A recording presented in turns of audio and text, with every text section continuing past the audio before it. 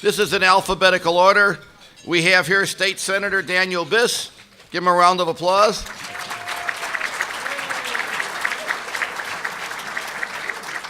Senator Biss, a full-time legislator. Mr. Hardy, you'll be happy to know this, formerly taught math at the University of Chicago, has a BA from Harvard and a PhD from MIT. Obviously, he gets along very well in Springfield because there's so many people to talk to.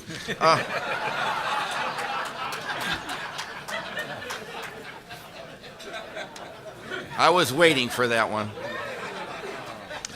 He's married to his wife, Karen, who is studying for a PhD in history at Northwestern, former Peace Corps volunteer, and they have 2 children, Elliot and Theodore. Big round of applause for Senator Biss.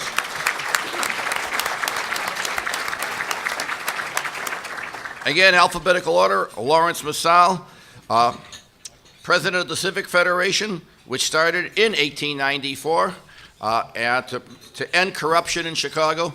And,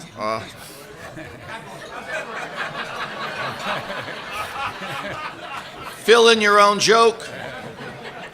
Talk about job security. Okay, so Laurence has a long career in government, has worked for Governor Thompson and former Governor Ryan. Yes, there was a time when Illinois elected Republicans to be governor. Also got his start from the Commercial Club. You know him. He's all over the place talking about policy and economics and so forth. And not bad for a sociology major, by the way. Very impressed. And, of course, one of his main claims to fame, he wrote one of the best chapters in the book, The Mayors, the 4th edition. I forgot who the main author of that was. Oh, it was me. It's an excellent Christmas How about present. a big round of applause for Laurence Msall?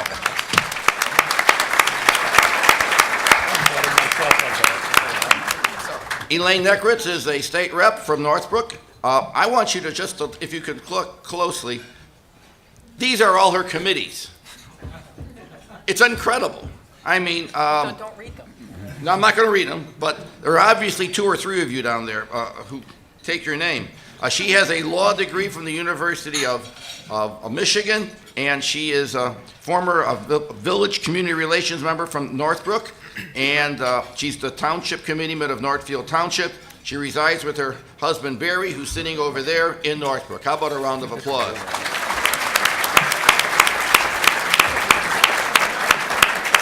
We will start off with Ms. Nekritz, Representative Nekritz, and take around 8 to 10 minutes, if you would, or, a little longer. We're all here to learn. And at the end will be questions. You have forms on your table, and we'll try and read them. And I think that the important thing about this today is that there was some concern, some controversy, is that we're not going to have both political parties discussing this, blah, blah, blah. We've had enough of that crap. We want to know what's going on, what are the details, what are the facts, and how bad is the situation. Representative Nekritz, you're up. Thank you, Paul. I guess it's on. Sorry. As Paul indicated, I'm here with my husband, Barry. It happens to be his birthday today. So thank you for joining me and wishing him a happy birthday along with Beethoven today. There's a couple of, I hesitate to go down this path because, I know that there's a lot of elected officials in the room, but there's 2 I would really like to acknowledge who were integral to the topic that we are discussing today, and those are our chairman, Kwame Raoul, Senator Raoul. I can't see anything. And one of the other conference committee members is Representative Mike Zaleski. Thank you. Oh, there he is. They were both integral to getting done what we got done on December 3rd, so I wanted to make sure that they got acknowledged. I think that I'm going to give a little historical context to what the action that we took, because I think one of the most interesting questions that we faced was, or that gets asked, I think, is why now? What finally happened that actually got the pension bill passed? And I think that in a lot of ways, it's a testament to the fact that even in Illinois, rank and file legislators can step up, take on the big issues of the day, put forward solutions that then get churned through the process, but actually can have an impact on things. And that, to me, is one of the most significant things that came out of this, is because a lot of times and I think there's a lot of truth to this as well, that we feel that everything is left up to the legislative leaders and the governor, and the legislators just sit around and wait till the vote comes to their desk, and then try to figure out what's in a bill, and then say yes or no. This process was very different than that, and I think that's a very significant item for this. And it is also, I think, a testament to the fact that when you have facts, and fortunately we had math as well, and fortunately I had Daniel Biss as a math professor to help me with that math, but when you have the numbers and the data that go along with that, and you're willing to take a little bit of a risk and step out and be bold, again, you can have a very significant impact on the process. And it doesn't take it being dictated from above. It actually can bubble up from the bottom. We don't get much credit, I think, in the General Assembly for the action that we took in 2010 to create a new tier of benefits for new hires. I read it when I always get a kick when I read in the newspaper, and some other state took this very bold pension action, and then I feel like everybody else is sitting around thinking, well, why can't Illinois take that bold pension action? Well, actually, the action that they're taking is impacting only new hires, and we did that back in 2010 in what I would consider a very significant way, and probably a way that was so significant that it will have to be fixed in the future, because those individuals are paying more for their pension than they're actually going to get. But that action was something I think that was very significant back in 2010. But we soon figured out that was not going to be sufficient to address any of our fiscal situation, especially as the recession dragged on and our revenues were down and not recovering. Our expenses were going up, and the pension payment was going up, and we were really doing nothing to address that. So along came January of 2011. And we were faced with what were we going to do with the income tax vote. And for me personally, this was always very much about, we were going to have to use every tool in our toolbox to get out of this fiscal crisis. And that meant raising revenues, which I voted for, making cuts, which we've also done a significant amount of that, and reforms. And the pension systems, as they were gobbling up ever larger and larger chunks of the pension of our general revenue fund, were at the top of that list for reforms, I thought. So I was serving on the pension committee at that point, and served with Laurence on a number of probably blue ribbon task forces to look at this. And after we took the income tax vote in 2011, I felt that was, that we were going to have to look very significantly at cuts and reforms. And the Civic Committee put forth a bill in the spring of 2012 that was really the first comprehensive effort at looking at what are we going to do for those that are currently working for state government, universities, and teachers, and what was going to be the impact to them. I didn't, and I was serving with Daniel on that pension committee. I didn't love that bill that they put forward, and I thought its structure was not great, and the impact to those working was really, I thought, overly burdensome. But on the other hand, I felt it was important to demonstrate with my vote that something had to be done. Even if I didn't like that bill, something had to be done, and members of the General Assembly had to start voting for something in order to demonstrate that this was a serious problem, a problem that we took seriously and we're going to try to solve. To me, this is sort of one of the interesting points where Daniel and I diverged, because there's so much that we've done that we agree on. But he voted against that bill, in part because it wasn't, no offense to anybody from the Civic Committee in the room, but I don't think it was the right policy for those that were depending on that pension system going forward. Daniel voted no, and he took a lot of heat for it. I voted yes. I took a lot of heat for that. But it was sort of our first foray into figuring out, like, how divided the sides were going to be on that. And there's numerous sides to this debate, but it was really, I think, the first sort of shot over the bow that was out there, and really set the table for how things were going to go forward. And then the next year, I guess I got my years wrong. That was 2011. Yeah, okay. 2012 was when the governor started really bringing folks together to try to come up with a solution. And there were another working group that met all spring long to come up with a solution. And we really adopted what at that point was a framework that would allow employees to make a choice. And that's what would make this constitutional, is that they would be able to choose between a benefit and their health care. And that was, I still think, a reasonable structure to make it constitutional. It just created a lot of other challenges that ultimately I think we had to overcome. Again, we ended up going nowhere with that one, despite the fact that I think there was a lot of leadership looking at that and saying, we want to make this work, but we're just not quite sure how, and the votes were not there yet to do it.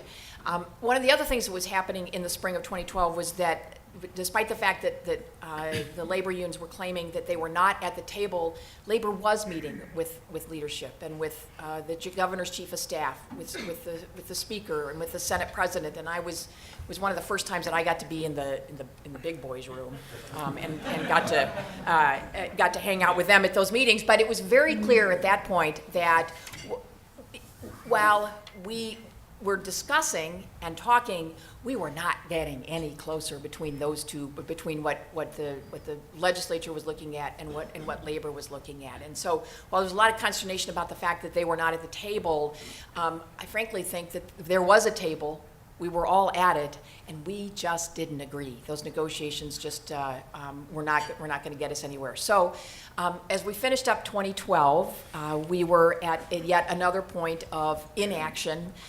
And the point where the pressure, the public pressure and the media pressure was really starting to build. And with that, then, I will turn it over to my colleague, Senator Biss, to take over the history from there. What a cliffhanger. Just quickly, I just want to thank the City Club for the invitation. Thank you, Paul and Jay. And it is an honor to be on this panel with Laurence, who's provided so much analysis to underpin our decision-making, and with Elaine, who is just an extraordinary leader and visionary, but also for me personally, an extraordinary teacher and friend. So I just wanted to say that publicly. But back to the summer of 2012, we adjourned at the end of the legislative session without having taken any action, and I think a lot of frustration on that point. We were called back into a special session on August 17th of 2012, and in an effort to get something passed, the portion of the bill that applied only to legislators was stripped out and put up for a standalone vote, at least in the House, where I was serving at the time. The idea being, well, gosh, people will at least be willing to take action on their own pensions, and it seemed like a small measure, I guess maybe a useful step, but almost like a moment of acknowledgement of defeat. And I in a rhetorical move that was perhaps not my most eloquent in public service, during the debate on this bill said, everybody here is worried about the impact of how we're going to look, what people are going to think. We'll stop worrying because we all look like idiots. And then I said it again for the people who weren't listening.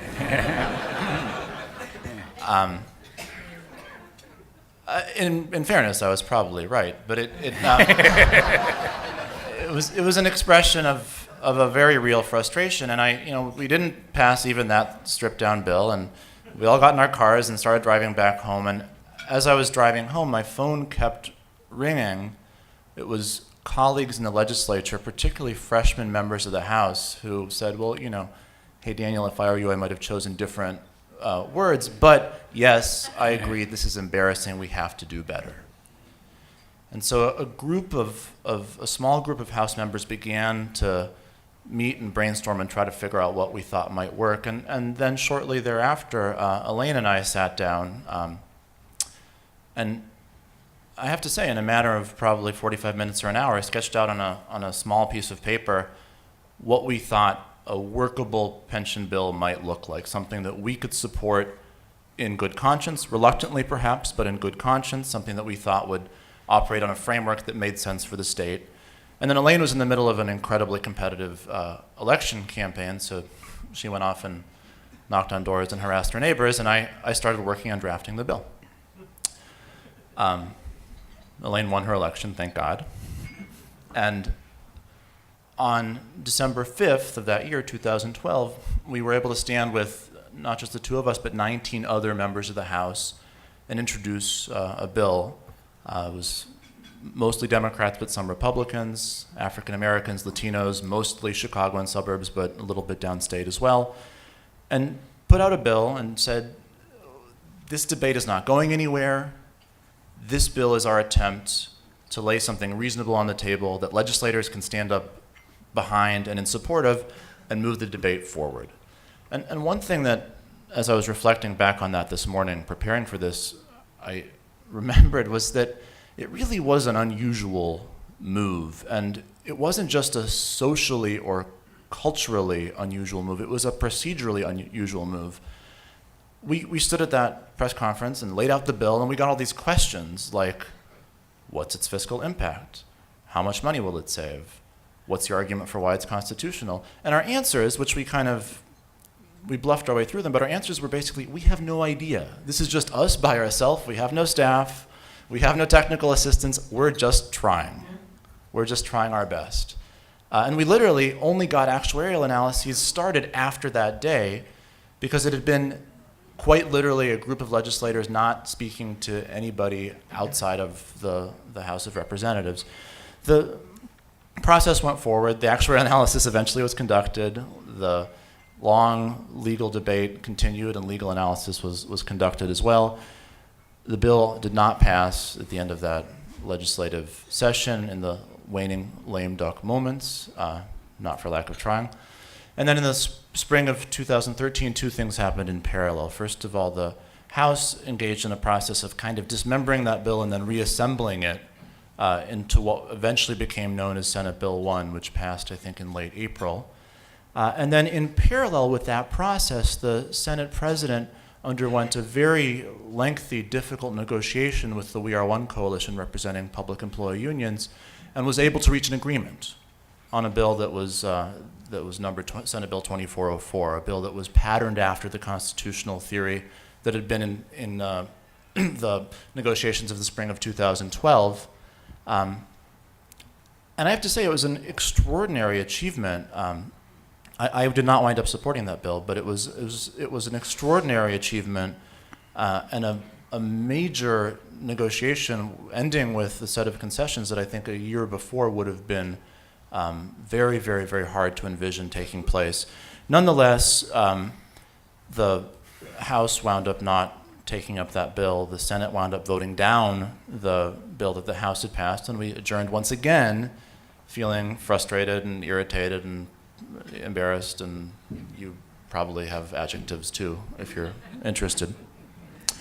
And then this conference committee was formed of 10 members that worked throughout the summer and fall, led by Senator Raoul, who's here. And I also want to add to Elaine's comments mine regarding the really extraordinary leadership he exhibited based upon a focused commitment to reaching a resolution, which commitment he was able to put first, I think, above a number of other considerations, in a way that kept the process alive many, many, many, many times when it might have otherwise died. Nonetheless, the conference committee, though it came very, very near to an agreement, didn't reach a final agreement, and at the end of the fall, the 4 legislative leaders banded together and had what I'm told, at least, since I still don't get to be in the big boys' room, had what I'm told was a very lengthy negotiation resulting in the bill that we passed on December 3rd.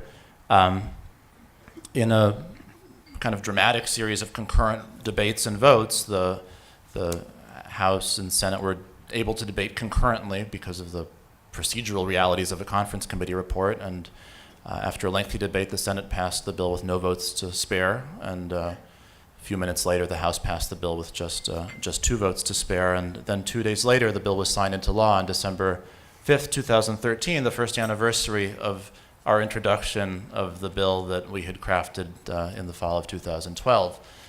And so it was a long, long journey and a complicated journey and an imperfect journey, both procedurally and surely from the point of view of the outcome. But I think it was one that taught not only myself and Elaine, but also the body, both the House and the Senate, about the power of a collection of committed rank and file members to transform a debate on a significant issue. And I wish I could end with some simple, pithy lesson or rule or takeaway. I won't. But I think buried in this story, there is an important lesson about legislative procedure and the role and responsibility and opportunity presented to each of us who's lucky enough to serve in the General Assembly when faced with thorny and difficult but crucial and imperative problems. So with that, thanks for the time, and Laurence is going to take it away. Thank you. Thank you, Senator Biss. It's truly my honor as well to be on such a distinguished panel. Representative Nekritz and Senator Biss were, as you all know, instrumental in the passage of this comprehensive pension reform, which I had nothing to do with because I didn't have a vote on pension reform. Many of you did not have a vote on it either. I think what you take away is that if you got to write your own bills, you could pass a lot of things that would be of significance and fix a lot of problems. The challenge is you have to convince your colleagues to come to what they say is 30 and 60 in Springfield, a majority of the members voting in Springfield. The Civic Federation afforded me the opportunity, and we have several of our members here, to really dig into pension reform. Not because anybody wanted to change the benefit program for our government employees, but because we saw the financial impact it was having on the state. And before I go any further, I also want to recognize that besides Representative Nekritz and Senator Biss, there were a instrumental group of legislators that were willing to put aside the public and political pressures and do what they believed was in the best interest of the state. It's been mentioned Senator Raoul, who's the chair of the conference committee. I want to especially mention Senate Minority Leader Christine Radogno, who came up with what I think is one of the more innovative and helpful suggestions, which is to protect those employees that have the lowest benefit and that have served the state government the longest, to protect the growth of their pension above any other. And so I think that was very helpful. And again, all the members who voted on pension reform took an enormously important step. It's not a panacea, but it was essential to begin stabilizing the state's financial condition. And that's what all of us should really be caring about, is the fact that the state of Illinois has been in a position for the last several years to see a steady deterioration of its financial condition. The rating agencies have warned and downgraded and begged, cajoled, and the business groups, not just the Civic Federation, the Chambers of Commerce, the Commercial Club, all of the business groups recognize that as long as our financial stability was in question, as long as we couldn't tell businesses what to expect from state government in terms of tax policy, we'd be running into a very dangerous issue, which you're seeing played out right now, which is businesses are going to Springfield or making announcements to say, we need a reason to stay in this state because we can't predict what's going to happen financially.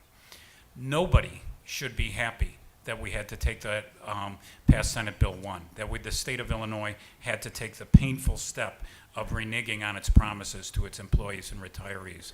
None of the employees or retirees did anything wrong.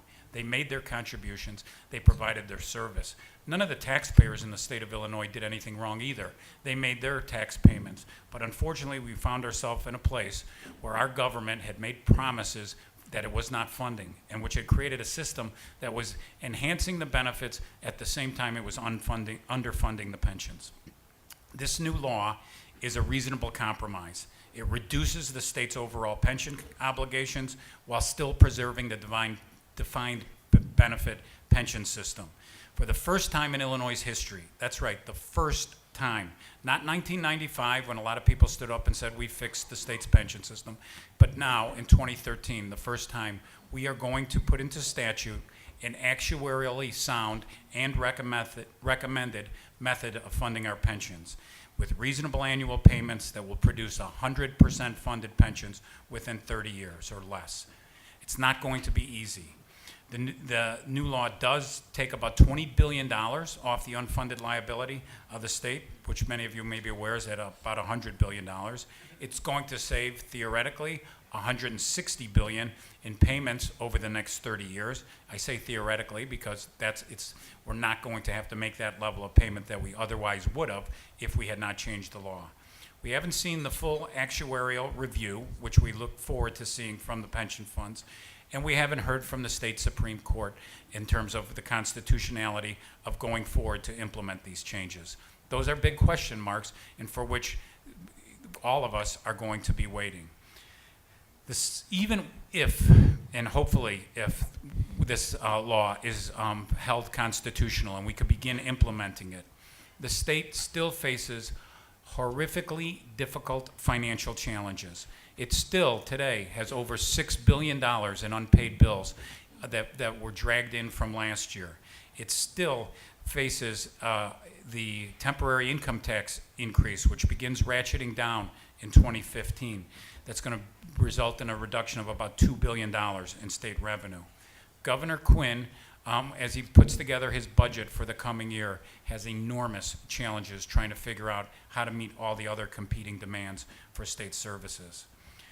Just as important as the state of Illinois, and just as important for all of us here at the City Club, needs to be a recognition of how significant the financial challenges are for the city of Chicago.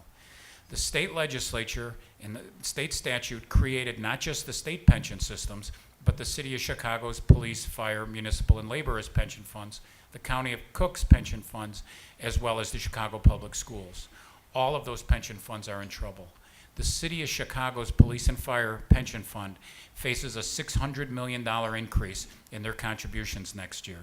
That would require Mayor Emanuel and the city council to come up with either a 75% increase in the property tax levy just for the police and fire pension funds, or a very significant gutting of city services. Chicago Public Schools opened up their doors this fall and had a technically balanced budget by draining every reserve they could find and making sure that they have no plan for what happens next year in order to accommodate their growing pension contributions. The point is, we have to have parallel, not the same pension reform because the funds are different, the benefits are different, but we have to have significant reform for the Chicago pension funds, for the Chicago Public Schools, for County Cook, and local governments throughout the state of Illinois. Just go downstate or go out into the suburbs and talk to the managers and the village mayors and presidents how difficult it is for them to balance their needs for public service with their cost of their pension obligations. All of these benefits were enacted by state statute. Any changes require state statute. There is a lot of work that has to be done to help the city of Chicago and our local governments. It cannot be viewed as a trade-off between we're doing this for the city of Chicago, what's in it for Carterville, Illinois. We're not going to be able to make those kind of trades because if we allow the city of Chicago to go to the extraordinary action of gutting their services, doubling their property taxes in order to meet all their pension fund obligations, we will see an exodus out of our city, and the economic engine which drives the city of Chicago and the state of Illinois will be in peril. I want to just thank you for this opportunity to have such a somber report. Thank you.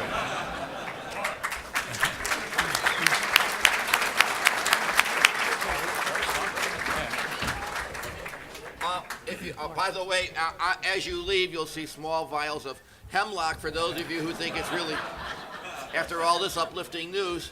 If you have questions, Jack's out there. Jack, you got a lot of questions. Sarah? Let's go. We got, here, just pass them on up. Mush? All right, Mush. Okay, here we go.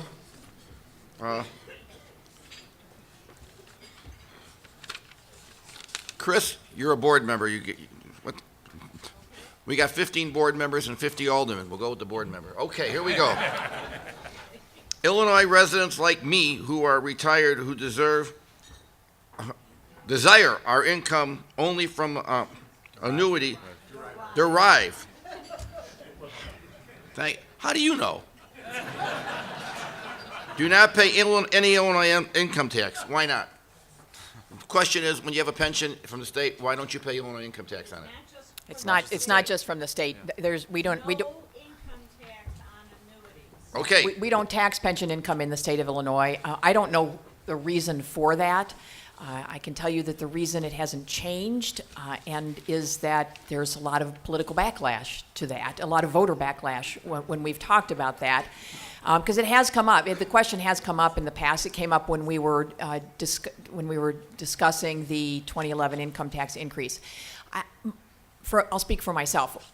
When we're looking at the situation that Laurence just described with the income tax rolling back in January of 2015, I view that as an opportunity to look at our tax structure and see whether there are ways that we can lower the income tax rate, broaden the base somehow, maybe even do that with the sales tax. So I think that hopefully we can have a more, now with the pension issue behind us, we can have a civil public discourse on what do we want our tax structure to be like going forward so that it does grow with the economy, because I think one of the challenges we face right now is that our tax structure does not really allow government revenues to grow with the economy.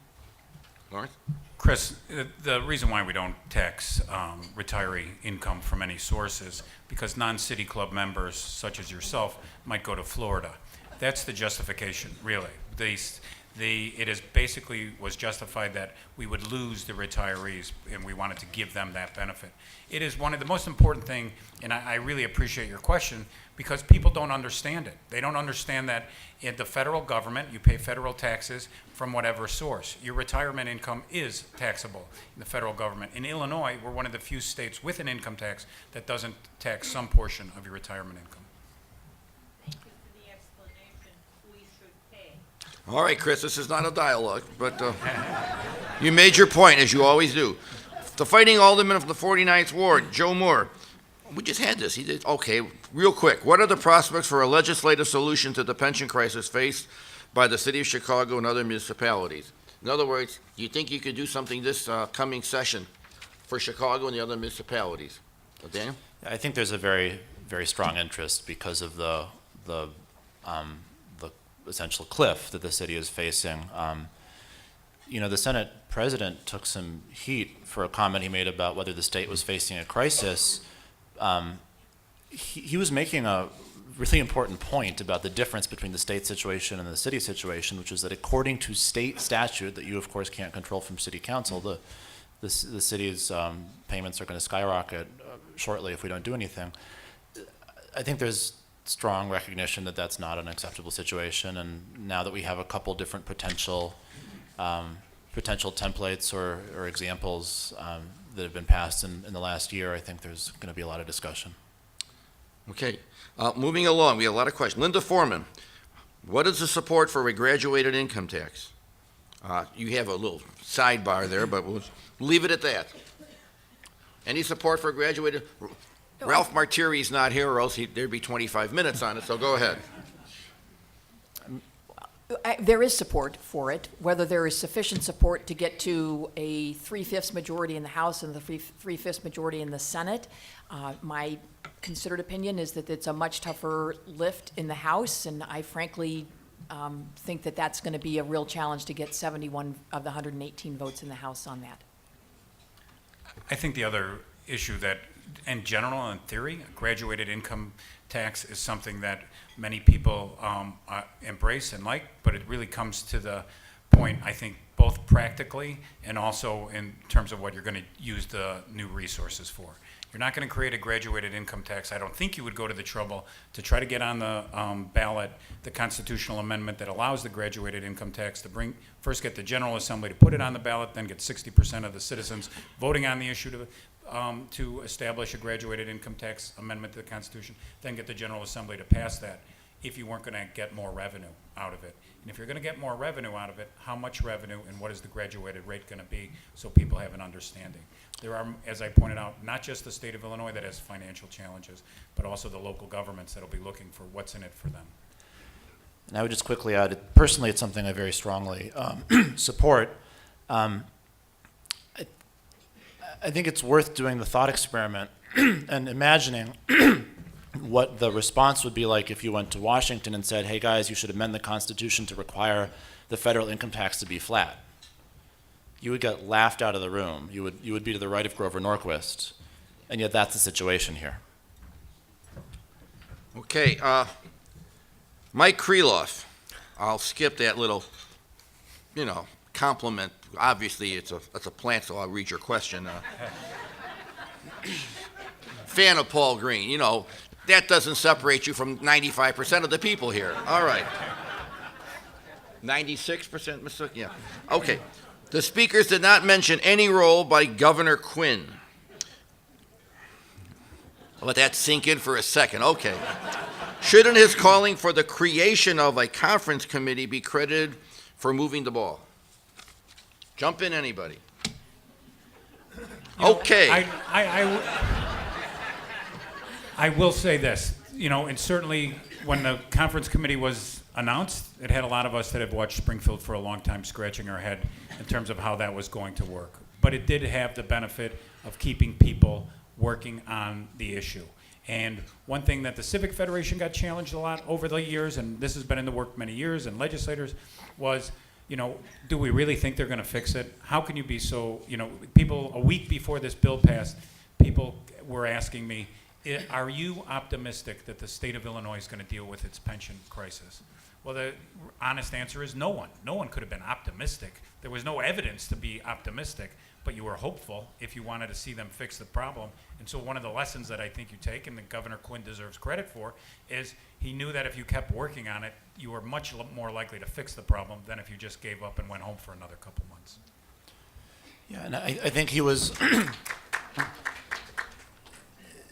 he was really committed to this for a very long time. And it's really easy to take shots at a specific move he made at a specific time. That's something people love to do. But the truth of the matter is that for the last nearly 2 years, he's had a consistent, strong urging that this get done. And he was cautious about how much to interfere in the legislative process, which again made it kind of easy to take shots, but turned out, I think, to have been the right way to approach the issue. Okay. Mark Fowler, old friend from the Northwest Municipal Conference. What are the prospects this spring for public safety pension reform for local governments? Wow, Mark, I'm surprised at you. This is the City Club. We don't give the easy, layups here. Go ahead. Well, and I think there's some challenges that the municipal police and fire systems face that the state systems and frankly the city systems do not, and that is the diversity. There are how many, Daniel? 800 and there's 613 police and fire pensions around the state. Some are 75% funded, and some are 20% funded. And so, do they all get treated? They are all treated identically right now in state statute. Is that a good way for us to proceed, to continue to treat them all the same? How do we distinguish between them? Where do we draw the lines? So I think that those are, frankly, questions that I don't have answers to, but we need to work through. And I also believe that we are going to have to somehow link all the municipal pension bills, including the County of Cook and the City of Chicago. Okay, how many pension plans? 628 counting the big ones. Well, now we have double doses of hemlock. Okay. Cy Carlin, National Louis University. You figure an academic would ask this question. What will the Illinois legislature do if the courts declare the pension reform unconstitutional? Obviously not a likely situation, but just in case. Well, I could be glib and say that that it will be somebody else's problem because I won't refuse to go through this again. A lot of that will depend on what they tell us. If they really throw everything out and say you can do nothing to touch current employees and current retirees, that will be one thing. If they say, well, maybe you could do, you can impact current workers but not retirees, that will be another. It will really depend on what answer we get back from them. I think that is exactly right. The elected members of the Illinois Supreme Court are going to be faced with a large body of evidence in this bill and a couple of other bills that are coming toward them. But if they find that it's impossible or that the state is not able to change the accrual rate of the benefit, and that's a point everyone needs to be aware of. Under this pension reform legislation, no benefit is changed. No one who's receiving a benefit right now is getting less. It's just in the future on the rate of their growth. It's often called a COLA by other places, mostly because other states don't have what Illinois has, which is a 3% compounded automatic increase, which is the driving cost, one of the larger driving costs of the pension situation. If the Supreme Court says you cannot change anything to do with the future growth of pension benefits, then I think you run into a constitutional crisis that will require action on the Constitution. Okay. Janet Eisenberg, 3 questions. Janet, we only allow one, but we'll take the first one because it's a good one. Is the IMRF, which I believe is funded at 85% or something like that, affected by the new pension reform law? No. The technical answer is yes, because in addition to the kind of headline issues, the new law eliminates a variety of abuses, and some of those abuses would be eliminated for new hires in IMRF. But the changes you read about, the significant parts of the bill, don't touch IMRF at all. They touch exclusively the legislators, the state employees, the state university retirement system, and the teachers' retirement system. Okay, John Ferris. Where are you, John? There you are, way in the back. Good. A little lighter question. We only have 2 more.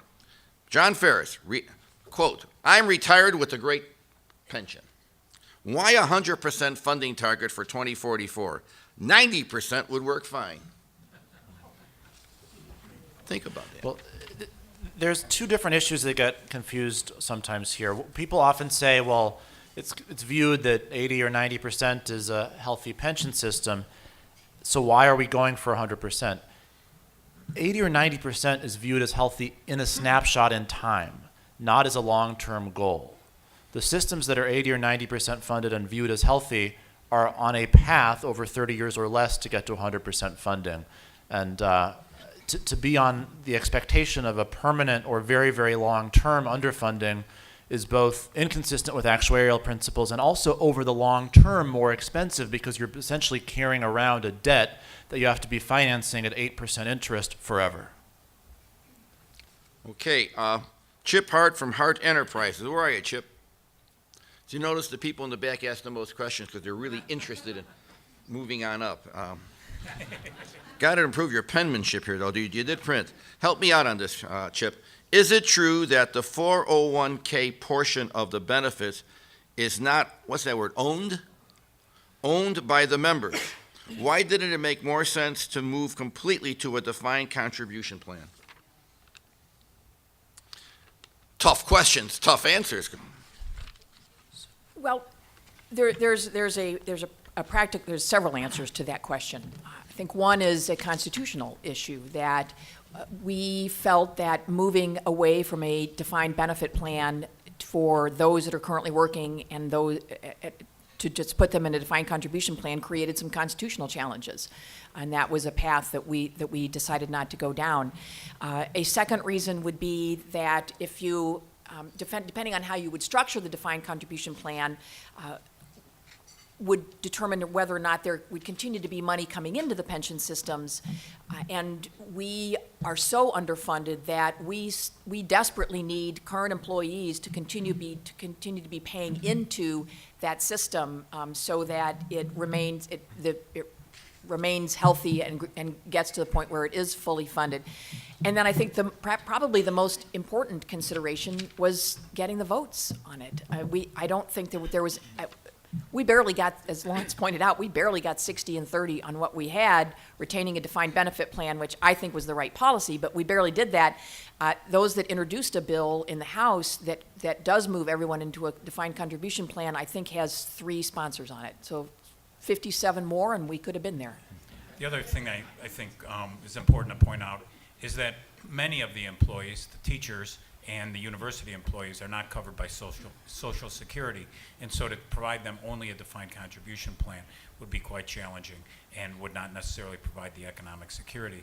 It was mentioned that there's a couple pieces of legislation. There was also the Chicago Park District came to Springfield earlier this year with some a pension reform proposal that was supported by their unions that made some very significant changes, some very significant givebacks by the employees and greater commitments by the employer that is going to stabilize their pension fund. So before having to throw in, again, their employees also not covered by Social Security, before you throw out the defined benefit plan, there were things that most people believed you could do in order to save the funds. Obviously, strong leadership from the head of the Park District. Yeah. He's sitting over there. Okay, give him a round of applause. The Honorable Mr. Kelly. The last question from John Gates. We all know who he is, Mr. Gates. There you go. Illinois has a very narrow 19th century sales tax base. When will the legislature, good word there, consider broadening that base to match our neighboring states, lower the rate, and generate new revenue for the state? We got to work on a little on the syntax, but I think you got the message. I'm baffled as to why that question might be of interest to you, Mr. Gates. So first of all, it's a good idea.